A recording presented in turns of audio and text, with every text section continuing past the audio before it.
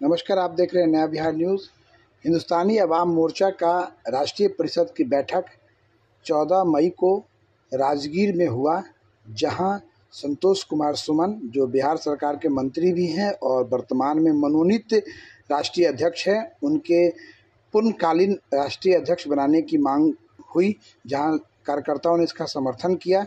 इस अवसर पर हिंदुस्तानी अवाम मोर्चा के राष्ट्रीय संरक्षक जीतन राम मांझी सहित कई लोग उपस्थित हुए। सभी ने एक स्वर में संतोष कुमार सुमन को हिंदुस्तानी अवाम मोर्चा का राष्ट्रीय अध्यक्ष बनाने की मांग रखी। साथ ही साथ पार्टी को बूथ लेवल तक मजबूत करने की बात भी सामने आई।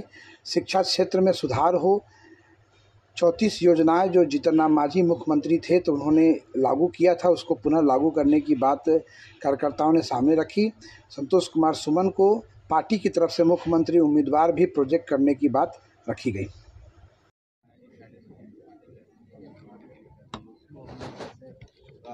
तरीके से अच्छे तरीके से मूल रूप देंगे, उस पर एक चर्चा होगी, सब लोगों की राय ली जाएगी। जो राय उभर के आएगी एक कॉमन पार्टी का कॉमन उद्देश्य होगा, यही सीख लिया। पार्टी को बूथ लेवल तक कैसे ले जाइएगा, एक चुनौती है आपकी। बहुत सारी पार्टियां बिहार में क्षेत्रीय निश्चित तौर पर चुनौती है, लेकिन हम लोग मेहनत करने में विश्वास रखते हैं और जब मेहनत करेंगे, हम लोग गरीबों के लिए काम करते हैं, गरीबों की आवाज़ बनने की बात करते हैं और गरीब व्यक्ति हर जगह है, बूथ स्तर पर नीचे स्तर पर है, तो हमारे पास कार्यकर्ताओं की कमी नहीं है।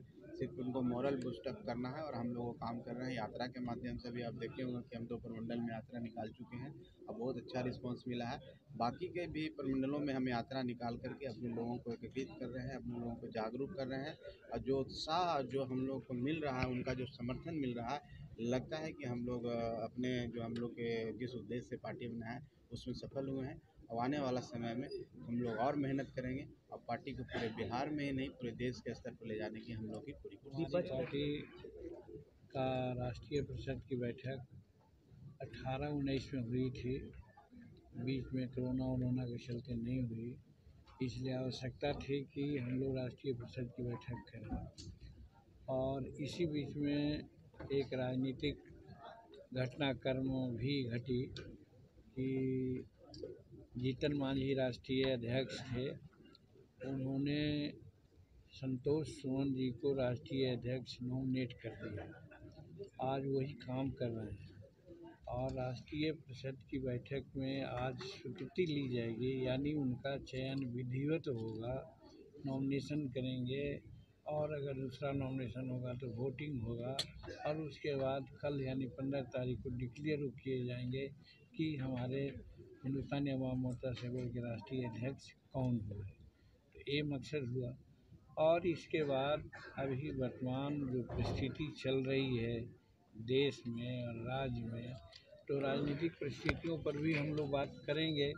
सबसे पहली बात तो ये होती रहेगी हम लोगों की कि आज महंगाई है, बेरोज़गारी है, बेतरतीब बढ़ते जा रही है।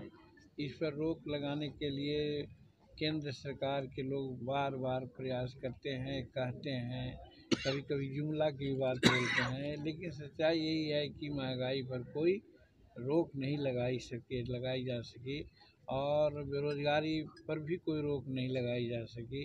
तो ये सब मुद्दा पर भी हम लोग बात करेंगे कि क्या हम लोगों का कोर्स ऑफ एक्शन होगा, कि इसमें हम लोग क्योंकि गठबंधन में हम हैं, हम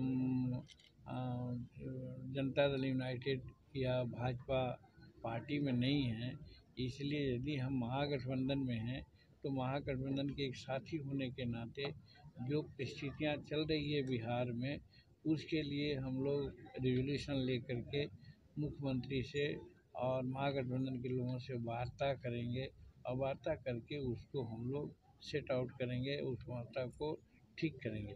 और जैसे अभी आप देख रहे होंगे हमारा वक्तव्य भी बहुत बार निकला है कि आज 5 डिसमिल ज़मीन रहने के लिए देने के लिए निर्णय लिया गया था 2015 में और ऐसा आज हो नहीं रहा है। होता भी है तो वैसा कोई ज़मीन दे दी जाती है जिस ज़मीन पर मकान नहीं बन सकता है। तो इसके लिए भी हम लोग प्रयास करेंगे कि 5 डिसमिल ज़मीन मार्केट रेट से ख़रीद करके निवास करने के लिए दिया जाए और इंदिरा आवास बनाया जाए। साथ ही साथ हमारे यहाँ लगभग लाखों एकड़ ज़मीन बिहार भूमि अधिशेष का, भूदान का, बिहार सरकार की, ये सारी ज़मीन है। इसको भी अगर विस्तृत रूप में बंटवारा किया जाएगा तो हम समझते हैं कि हर वैसे भूमिहीन को 1 एकड़ ज़मीन खेती के लिए उपलब्ध हो सकती है। इसके लिए 2015 में प्रयास किया गया था और था कि 30 जून 2015 में इस प्रकार की बातें कर दी जाएगी, लेकिन उस पर कोई पहल नहीं हुआ है। इस पर भी हम सरकार का निश्चित रूप में ध्यान आकर्षित करेंगे। अभी विषय प्रवेश में हमारे प्रधान महासचिव बोल रहे थे कि कुछ ऐसे मुद्दे हैं जिस मुद्दा को कोई पार्टी टच नहीं करती, लेकिन हम प्रयास कर रहे हैं। जैसे बाबा भीमराव अंबेडकर साहब ने कहा था कि एजुकेशन मस्ट है, एजुकेशन होना चाहिए सबके लिए, और इसके लिए उन्होंने कॉमन स्कूलिंग सिस्टम की बात की थी। राष्ट्रपति का बेटा हो या भंगी का संतान, सबको शिक्षा एक समान। पर इस पर कोई चर्चा नहीं करता है, कोई पहल नहीं करता है। हम लोग आज विचार करेंगे कि नहीं करता है पहल। हम 2017 से इस पर बात कर रहे हैं। अंततः हमको क्या करना होगा? हो सकता है हम लोग आंदोलनात्मक रूप भी लें। आंदोलनात्मक मतलब कि कोई ज़रूरी नहीं कि सरकार के विरोध में जा कर के, लेकिन सरकार को समझाने के लिए धरना है, प्रदर्शन है, इस तरह की बात हम लोग करेंगे। तो इस पर भी हम लोग विचार करेंगे। आने वाला समय में लोकसभा चुनाव है, विधानसभा चुनाव हाँ, होना है, इसमें पार्टी का क्या स्टेप रहेगा वो सर? भी हम लोग विचार करेंगे, और वो हम अभी पब्लिक डोमेन में नहीं देना चाहेंगे, लेकिन उसके लिए हम लोग प्रयास कर रहे हैं कि 7 दल का महागठबंधन है। 7 दल के महागठबंधन में एक कोऑर्डिनेशन कमेटी बने। इसके लिए कांग्रेस के लोग भी बात करते हैं, फिर सीपीएम के लिए भी बात करते हैं, हम भी बात कर रहे हैं। सब हम लोग एक जनरल कंसेंसस पर आ रहे हैं कि एक कोऑर्डिनेशन कमेटी बने, और कोऑर्डिनेशन कमेटी बन करके तुरंत ही महीना 2 महीना के अंतर्गत ही हम लोगों को बात कर लेनी चाहिए कि कौन सीट पर कहाँ कौन लड़ेगा और लड़ाई का मोड क्या होगा। इस पर भी हम लोग आज यहाँ चर्चा करेंगे, लोगों से विपक्ष पूछेंगे। पार्टियों को एकजुट करने में देश भर में लगे हुए हैं, लेकिन कुछ पार्टियां इस तरह से दिख नहीं रहा है। देखिए, इस पर क्या उनका मुद्दा बहुत पवित्र मुद्दा है, वो कर रहे हैं, बहुत अच्छी बात है। क्योंकि हम लोग जान रहे हैं कि अभी भाजपा की नीति सरकार है, उसमें 2-3 चीज़ ऐसे है कि किसान भी त्रस्त है, और मजदूर भी त्रस्त है, और अनएम्प्लॉयड एजुकेटेड भी त्रस्त है, और कॉमन लोग त्रस्त है महंगाई से। तो उस सरकार के विरुद्ध में एकबंद होकर के, गोलबंद होकर के ही उसके खिलाफ हम लोग बगावत कर सकते हैं।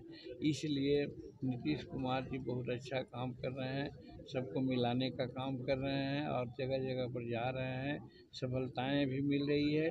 लेकिन आगे देखने की बात है कि आगे क्या होता है, ये कर्नाटक में प्रयास बुरी है। तरह भाजपा की हार हुई है सर, इसमें सर क्या? खैर, उसमें तो कांग्रेस को हम लोग बहुत बहुत बधाई देते हैं, शुभकामना देते हैं। कर्नाटक में अच्छी जीत हुई है। दक्षिणी भारत में कांग्रेस शून्य हो गई थी, आज वहाँ पर अपना उपस्थिति दर्ज की है, और इसमें राहुल जी का भारत जोड़ो यात्रा भी बहुत अहम भूमिका रखी है। इसलिए पार्टी को हम लोग बधाई देते हैं।